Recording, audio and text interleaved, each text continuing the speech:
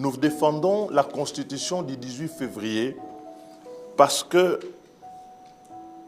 constitue un pacte social conclu, non pas comme on le dit à tort, à l'issue de la guerre, mais c'est qu'on oublie souvent que cette guerre a pris naissance dans un conflit, une contestation de légitimité rendant ce pays ingouvernable. La guerre n'a pas surgi comme une génération spontanée. La guerre qui a surgi en 1996, qui s'est prolongée en 1998, est une guerre liée au conflit des contestations. Et je sais que mon co-débatteur aujourd'hui est issu d'une famille politique qui a fait fort ce combat dans la transition entre 1990 et 1997. Ce pays était devenu ingouvernable. Ce pays était introuvable. Et si les gens se sont résolus à recourir aux armes pour pouvoir accéder au pouvoir, c'est parce que justement, le système politique mis en place était sujet à une contestation vive de légitimité de ses animateurs. Nous défendons la Constitution parce qu'elle protège les citoyens contre l'arbitraire. Pas l'arbitraire seulement de ceux qui ont pris les armes, ceux que nous condamnons, mais l'arbitraire surtout de ceux qui gouvernent et ceux qui sont censés protéger les lois. Parce que lorsqu'on gouverne un plus grand nombre, il n'y a rien qui puisse protéger que les lois. Ensuite, nous défendons cette Constitution parce que nous voulons défendre le droit des citoyens à se choisir librement leurs dirigeants. Parce que nous savons que lorsque, dans un pays comme le nôtre, avec les niveaux d'éducation, les niveaux de pauvreté qui est dans notre pays, vous instaurez le plébiscite que nous avions déjà connu à l'époque avec Mobutu, eh bien, seul le peuple au nom duquel on revendique la souveraineté qui se retrouve tout d'un coup privé de la souveraineté. Et pour la recouvrer, il faudra recourir à la violence. Et donc la Constitution de 2006, c'est un antidote contre la violence dans l'espace politique. Nous défendons la Constitution parce qu'elle est une espérance, le dernier acquis auquel le peuple peut être attaché, qui, au-delà de nos divergences, peut permettre encore de s'accepter dans nos divergences politiques, considérer que tel est au pouvoir, tel est à l'opposition, tel est dans telle province et que les droits de chacun soient garantis. En définitive, la défense de la Constitution n'est pas la défense d'un document. Elle est la défense de la sécurité. C'est la défense de la liberté. C'est la défense de la dignité et de l'avenir de nos enfants. Alors, je voudrais partager avec vous les raisons pour lesquelles nous défendons cette Constitution et nous sommes contre le changement de la Constitution. La première question que l'on doit se poser, la Constitution de 2006 étant un pacte historique de paix, de stabilité et de légitimité, elle a mis fin à quoi? Elle a mis fin au conflit. Elle a mis fin à l'invasion de notre pays par des pays étrangers. Et elle a mis en place un nouvel ordre politique qui devrait permettre à ce que les Congolais, dans leur diversité, puissent s'exprimer.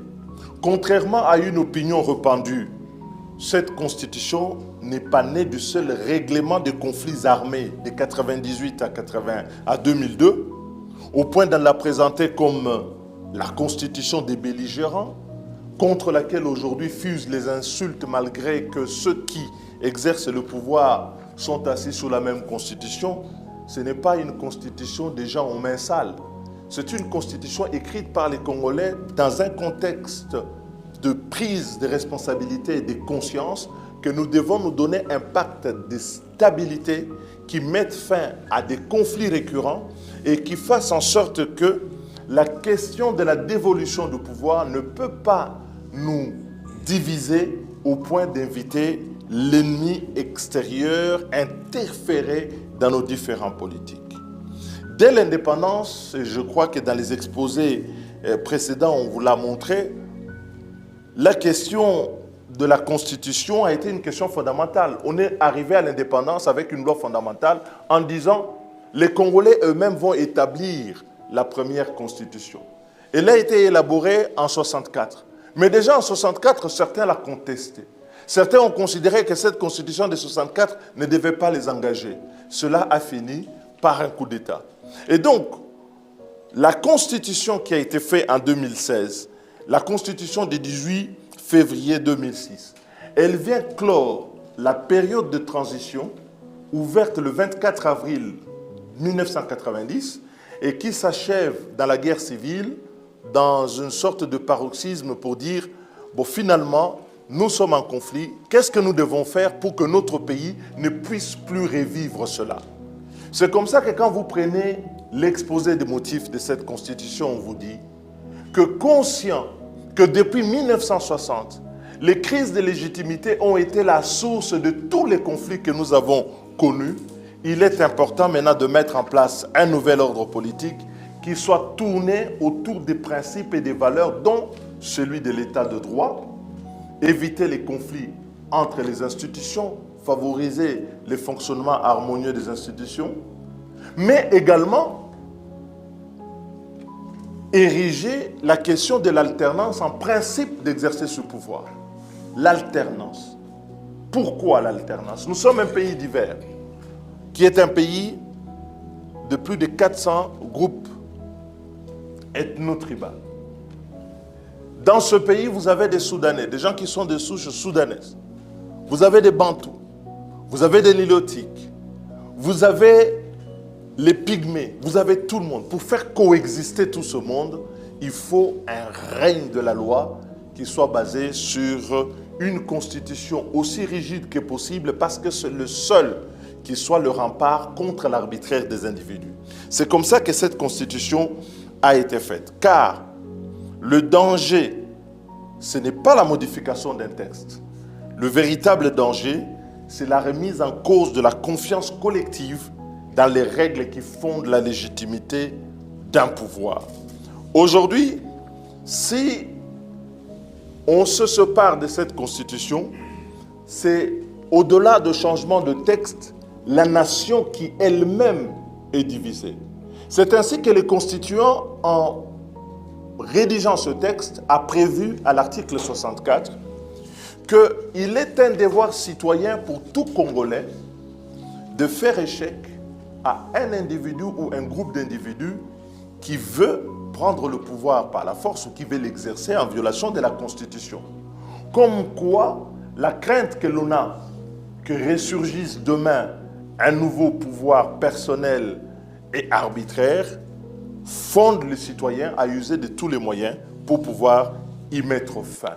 Et donc, mettre en cause aujourd'hui la Constitution de 2006, bon, sous le motif globalement fallacieux, parce que tout ceci peut être démonté, mais ce n'est pas l'objet, nous en parlerons si vous le voulez, revient à remettre en cause la paix et la stabilité intérieure. Parce qu'aucun Congolais n'acceptera désormais qu'un individu, quel que soit le soi-disant bilan que l'on nous présente, mais qui est tout à fait discutable, qu'un individu exerce le pouvoir personnel ad vitam aeternam à la tête du pays. Nous l'avons connu avec Mobutu, on a dit stop. Si bien que les Congolais, quand ils se sont réunis à la conférence nationale souveraine, conscients de cette question, ont dit personne ne peut exercer plus de 2 mandats. Si bien que les Congolais, réunis en 1964 à Lullabourg, ont conçu que les mandats du président de la République ne pouvaient pas être indéfinis. Si bien que la Constitution en elle-même de 2006, quand elle a été élaborée à partir de 2 matrices. Il ne faut pas qu'on vous raconte des histoires. La première matrice, c'est la Constitution de Lullabourg. Elle est élaborée par les Congolais. Je crois que même M. Tshisekedi Etienne en était le président des commissions, je ne sais pas quoi, avec le professeur Liao. La deuxième matrice, c'était le projet de la conférence nationale souveraine. Quand vous prenez la Constitution de 2006, je peux vous le montrer article par article. La plupart de ces articles sont parfois la reprise intégrale, mot pour mot, de la Constitution de 64, de la Constitution, du projet constitutionnel de la Conférence nationale souveraine. D'où nous vient cette logorée comme quoi c'est les mains sales qui ont écrit la Constitution et tout ça. Non, c'est un peuple conscient de son avenir et conscient d'empêcher à ce que cela ne puisse arriver. Deuxième chose, c'est que si la Constitution a été un instrument de paix et de stabilité, en toute raison, peut-on changer la Constitution dans le contexte actuel? Parce que les constituants lui-même, conscients de ce que pendant la guerre, pendant l'état de siège que le président de la République lui-même a proclamé par ordonnance, on ne peut pas changer la Constitution, a édicté une règle pour dire, pendant ce moment-là, il ne peut pas y avoir de révision constitutionnelle. Et ici, nous sommes dans l'ordre moral. Comment est-ce que moralement, ce qui est interdit à minima en ce qui concerne la révision pendant la période de l'état de siège, une majorité peut-elle dire qu'elle trouve des circonstances liées à des dysfonctionnements pour organiser une voie frauduleuse, parce que je vais arriver à l'article 5 de la Constitution, pour changer la même Constitution. Il y a là une question qui relève de l'ordre même de la responsabilité morale des dirigeants. Parce qu'il s'agit d'une interdiction formelle. Moi-même, j'ai été porteur d'une proposition de révision de 40 articles de la Constitution. Mais ce que beaucoup de gens omettent de vous dire, c'est quoi? Moi-même, je suis allé retirer cette proposition lorsque le président a déclaré l'état de siège. Parce qu'en bon républicain, en homme de droit, je considérais que la Constitution interdisait que dès lors que l'on était en état de siège, on puisse continuer à discuter du changement de la Constitution. Mais comment peut-on imaginer que dans un pays qui est en guerre déchirée, où les capitales provinciales nous échappent, on puisse continuer à parler de changement de la Constitution? En réalité, qu'est-ce que la Constitution du 18 février empêche? On peut tout dire. Quand vous suivez les raisons pour lesquelles les gens sollicitent le changement de la Constitution. Bon, aujourd'hui, j'ai appris une nouvelle raison. Elle est écrite par les mains sales. Bon. On vous dit l'article 217. On vous dit l'instabilité des institutions. Mais cette instabilité, elle est créée par le pouvoir, parce que le pouvoir veut contrôler toutes les provinces. Si ceux qui gouvernent laissent les institutions fonctionner, vous n'aurez pas cette instabilité.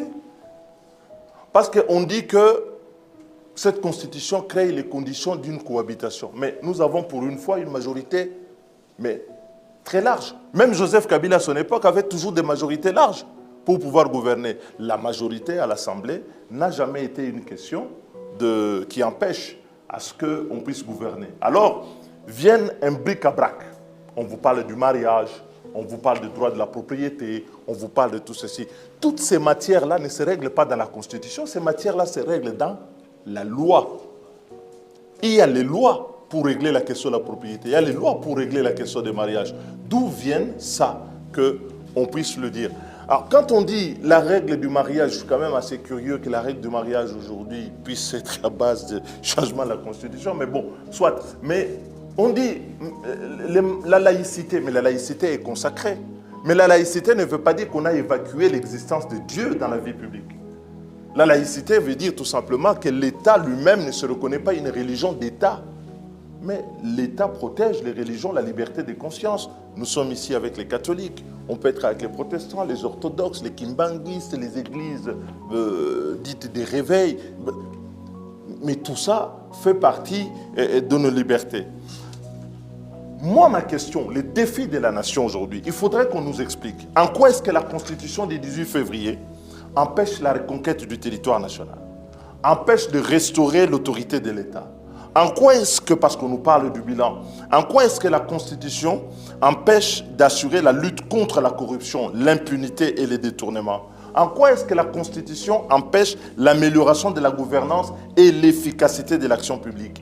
En quoi est-ce que la Constitution empêche la création d'emplois, l'accès des populations aux besoins de base, l'éducation, la santé, l'eau potable et l'électricité et aux infrastructures? Il n'y a pas une question constitutionnelle. Donc, le problème fondamental du Congo n'est pas l'absence de normes. Il est la difficulté persistante de ceux qui gouvernent, qui veulent ne pas respecter les normes qui existent et qui se pensent toujours au-dessus de la norme. C'est comme ça que, aujourd'hui, la théorie en vigueur dans la majorité, c'est celle de la souveraineté.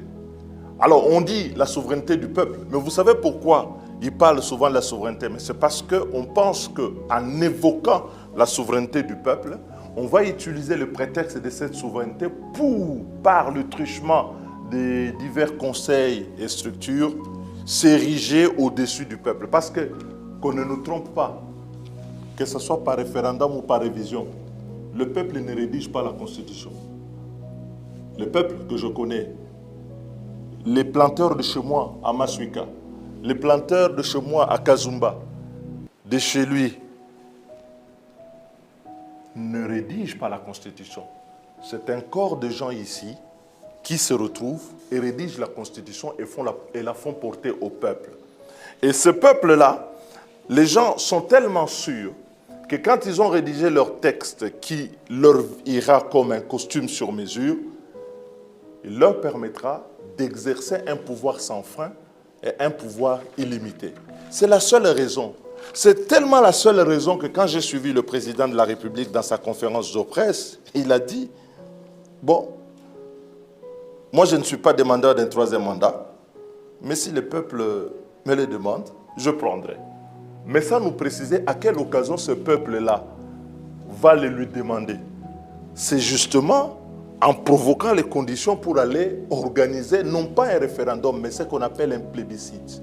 C'est-à-dire qu'on va dire au peuple, voilà ce que vous allez dire, et ce peuple-là ne connaît pas toutes ces théories de droit constitutionnel, et ce peuple-là, comme un mouton, pourra se prononcer dans une voie, avec tous les problèmes que nous connaissons du système électoral, parce que le référendum est une élection. Quelle élection on organise chez nous? Avec des machines à voter qui sont dans les chambres à coucher, avec une CENI qui est aux ordres. Qui est naïf? Et je vais vous dire que lorsque cette constitution que l'on dit avoir été élaborée par les mains sales, je vais rappeler le souvenir d'une main sale. Beaucoup de gens ne le savent pas. Lorsqu'on discutait de cette constitution à la Chambre, c'est-à-dire à l'Assemblée pendant la transition, le MLC, le RCD, le gouvernement PPRD, ils étaient pour des mandats illimités. Ils étaient pour qu'un président soit élu de manière illimitée. L'intervention